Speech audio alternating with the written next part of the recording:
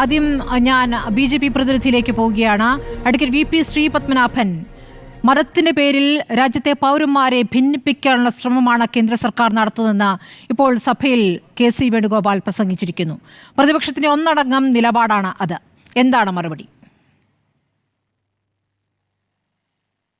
അല്ല, KC വേണുഗോപാലിൽ നിന്നും ഞാൻ ഒരു മറുപടി പ്രതീക്ഷിച്ചിരുന്നു. അത് ഇതാണ്.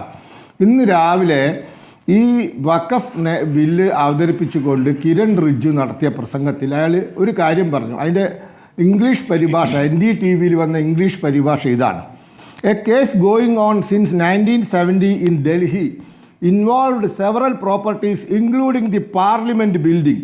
The Delhi Waqf Board had claimed these. The case was in court. But then the UPA denotified 123 properties and gave them to the Waqf Board. ഈ പാർലമെൻറ്റ് നിൽക്കുന്ന സ്ഥലം, ഇന്ത്യൻ പാർലമെൻറ്റ് നിൽക്കുന്ന സ്ഥലം ഉൾപ്പെടെ ഡൽഹിയിലെ 123 സർക്കാർ സമ്പത്തുകൾ ഞങ്ങളുടേതാണ്, വഖഫിൻ്റേതാണ് എന്ന് പറഞ്ഞ് കോടതി 970 മുതൽ കേസ് നടക്കുക. 2013 തെരഞ്ഞെടുപ്പിന് 55 ദിവസം ബാക്കി നിൽക്കെ ഈ 123 സ്വത്തുക്കൾ, ഈ പാർലമെൻറ്റ് ബിൽഡിംഗ് അടക്കം വഖഫിന് ഡീനോട്ടിഫൈ ചെയ്ത് കൊടുത്തു UPA സർക്കാർ. ഇത് കിരൺ റിജ്ജു പ്രസംഗിച്ചപ്പോൾ ഞാൻ പ്രതീക്ഷിച്ചത് കോൺഗ്രസ് അംഗങ്ങൾ ചാടി എഴുന്നേറ്റ് എതിർക്കുമെന്ന. മിണ്ടിയില്ല.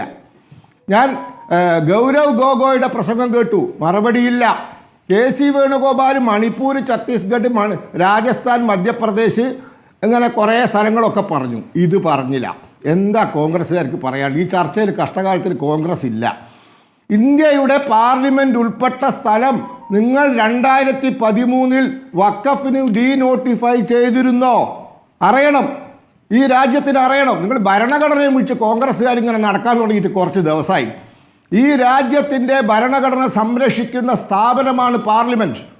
ആ പാർലമെൻറ്റ് നിൽക്കുന്ന സ്ഥലം വഖഫാണോ? കോൺഗ്രസ്സുകാർ മറുപടി പറയണം. ഇനി ഞാൻ ഈ നിയമത്തിലേക്ക് വരാം.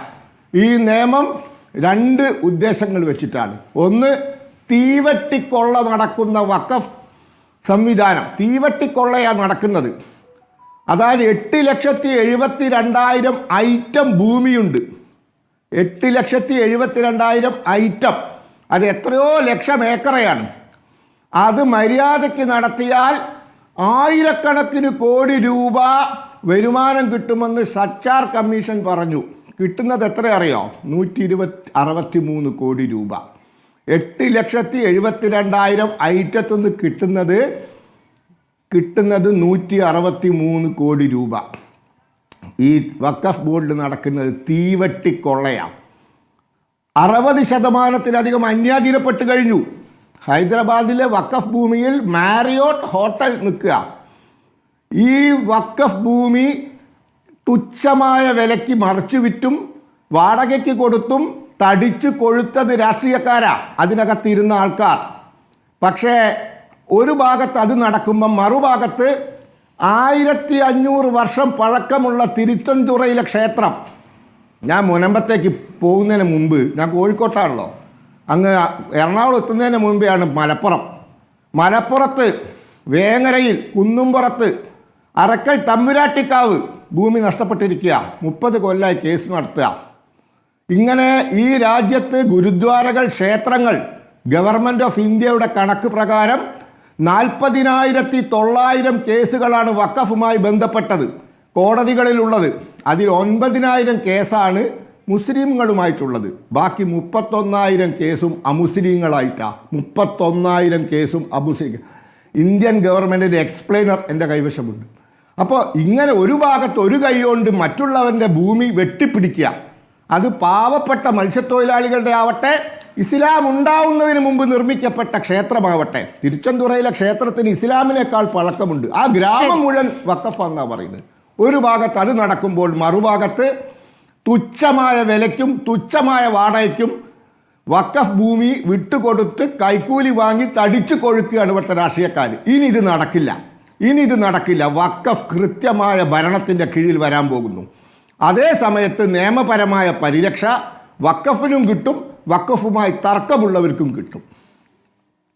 ഈ വഖഫ് ബോർഡ് ആരുടേതാണ്? വഖഫ് ബോർഡ് ഇന്ത്യ രാജ്യത്ത് 995 പാസ്സായ നിയമപ്രകാരം നിലവിൽ വന്നതാണ്. അത് ഇന്ത്യൻ പാർലമെന്റ് സൃഷ്ടിച്ചതാണ്. ശരി, വഖഫ് ബോർഡുമായി ബന്ധപ്പെട്ടാണല്ലോ ഇപ്പോൾ നിങ്ങൾ എതിർവാദം പറയുന്നത്.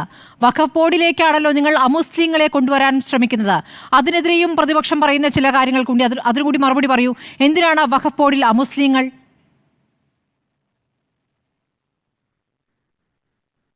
സുപ്രീം കോടതിയുടെ റിട്ടയർഡ് ജഡ്ജിമാർ, ഇന്ത്യ ഗവൺമെൻറ്റിൻ്റെ കേരള ഗവൺമെൻറ്റിൻ്റെ സീനിയർ IAS ഉദ്യോഗസ്ഥന്മാർ, പാർലമെൻറ്റ് അംഗങ്ങൾ, MLA മാർ ഇവരൊക്കെയാണ് വരുന്നത്. അതോടൊപ്പം മാനേജ്മെൻറ്റ് വിദഗ്ധന്മാർ, അഡ്മിനിസ്ട്രേറ്റീവ് വിദഗ്ധന്മാർ, ടെക്നിക്കൽ അറിവുള്ളവർ. ഇവരിൽ 22 ആൾ അടങ്ങുന്ന വഖഫ് കൗൺസിലിൽ 2 പേരും 11 പേരടങ്ങുന്ന വഖഫ് ബോർഡിൽ 2 പേരും വരും. അത്രയേ ഉള്ളൂ. അമുസ്ലിങ്ങൾ എങ്ങനെ വരും എന്നുള്ളതാണ് ചോദ്യം. അഡ്വക്കേറ്റ് VP ശ്രീ പത്മനാഭൻ, നിങ്ങൾ ഭൂരിപക്ഷത്തിന്റെ എങ്ങനെ വരുന്നതിന് എങ്ങനെയാണ് വിശദീകരിക്കുന്നത്? അല്ല, ഒച്ചയിടണ്ട.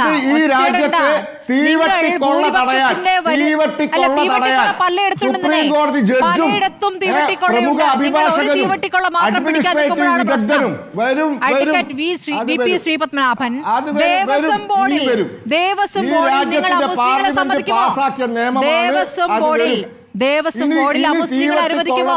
അഡ്വക്കേറ്റ് VP ശ്രീ പത്മനാഭൻ, ഒച്ചയിട്ട് നിങ്ങൾ വാദം ഉന്നയിക്കേണ്ടത്. നിങ്ങൾക്കല്ലാതെ തന്നെ നിങ്ങളുടെ വാദം ജയിക്കുമെന്നേ.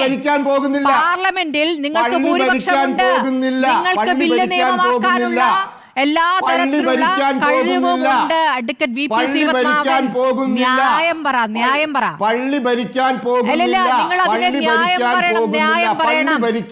ദേവസ്വം ബോർഡിൽ അഹിന്ദുക്കൾ ഉണ്ടാകുമോ? പള്ളി ഭരിക്കാൻ പോകുന്നില്ല. അതിന്റെ ന്യായം ഇതാണ്. അല്ലല്ല, അതിന് ന്യായമതല്ല. ദേവസ്വം ബോർഡിൽ നിങ്ങൾക്ക് ഒരു അഹിന്ദുവിനെ അംഗീകരിക്കാൻ പറ്റുമോ ഇല്ലയോ? ഞാൻ പറയുന്നത് കേക്ക്. രണ്ടും രണ്ടാണ്. പള്ളി ഭരിക്കാൻ പോകുന്നില്ല. മുട്ടാവലിയാണ് വഖഫിന്റെ മാനേജർ. മുട്ടാവലി അല്ലാണ്ട് വഖഫ് ബോർഡിന് സൂപ്പർവൈസറി അധികാരമേ ഉള്ളൂ. വഖഫ് കൗൺസിലിനും പള്ളി ഭരിക്കാൻ പോകുന്നില്ല. പള്ളി ഉൾപ്പെടാത്ത അള്ളാവിന്റെ പേരിൽ ചാരിറ്റിക്ക് വേണ്ടി നീക്കിവെച്ച സ്വത്തിന്റെ സൂപ്പർവിഷൻ, അതിന്റെ മാനേജർ മുട്ടാവല്ലിയ. അവിടേക്ക് ആരും പോകുന്നില്ല. അതിന്റെ സൂപ്പർവിഷൻ. കാരണം ഇന്ത്യ രാജ്യത്ത് ഇവിടെ തീവട്ടിക്കൊള്ള നടക്കുന്നുണ്ട്.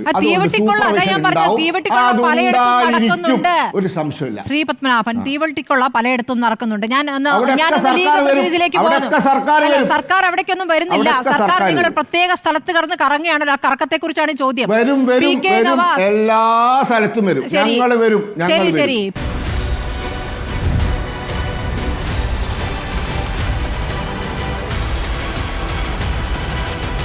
ഡിബേറ്റ് വിത്ത് സ്മൃതി പരുത്തിക്കാട്.